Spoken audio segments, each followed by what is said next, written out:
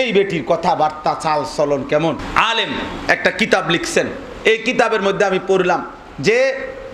প্রত্যেকটা পুরুষ ওই মোবাইলের নর্তকী কিংবা সিনেমার নর্তকী দেখে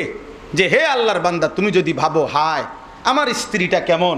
এই বেটির কথাবার্তা চাল চলন কেমন, আর এ বেটি কি সুন্দর কথা বলে, এ বেটির কি রং ঢং, তিনি বলেন হে আল্লাহর বান্দা, তুমি একবার ভেবে দেখো যে তোমার স্ত্রী সেই সকাল থেকে রাত ঘুম পর্যন্ত একটি সংসারের কতগুলো কাজ কতগুলো ঝামেলা সে পোহায়। বাচ্চা কাচ্চা,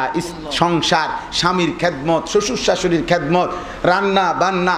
এত কিছু করার পর যেই মহিলা যে তোমার দিকে তাকাইয়া হাসে, তোমার প্রয়োজনটুকু পূরণ করছে, এইটা আর ওই মোবাইলের ওই নর্তকী, ওই সিনেমার ওই নর্তকী, রাস্তার ওই বেহায়া নারী, সে তো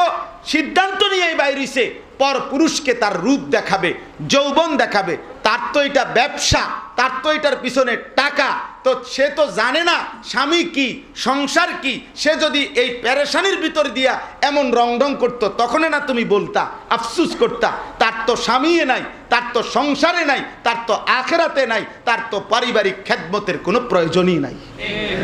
তার লগে কারে মিলাই, কোন বেডির লগে কোন বেডি মিলাই দিলা। এবং তিনি বলছেন হে মহিলা, একজন নারীকে বলছে যে হে মহিলা, তুমিও যখন মোবাইলে, টেলিভিশনে, নাটক, সিনেমার মধ্যে সুদর্শন নায়ক দেখো, একবারে ভালোবাসতে বাসতে শুইয়া লাইছে, হ্যাঁ তোমারে না পাইলে আমি আত্মহত্যা করব এখন, এরপরে যা বলে, হ্যাঁ প্রেমিকা টাস করে থাপ্পড় দিছে, সে তবুও তোমাকে ভালোবাসি, তোমার থাপ্পড়ই আমার জন্য অনেক বড় কিছু। এই কথা শুনে যদি কোনো মেয়ে মহিলা মনে করো হায় এ বেটা কত ভালো, আর আমার খোদায় খোদায় আমারে কি জামাই দিল, তে বেটা আমার লগে শুধু কাজ্জা করে,